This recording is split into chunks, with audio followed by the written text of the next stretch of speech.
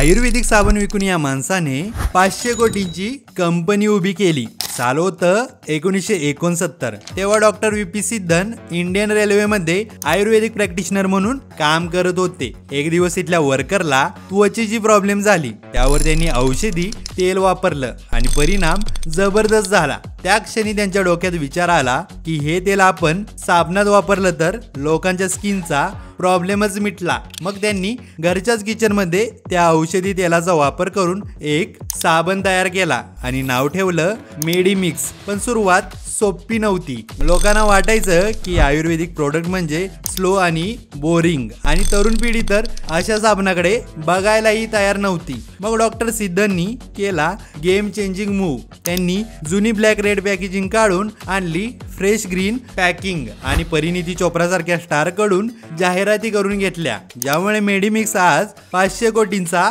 Brand बनला आहे।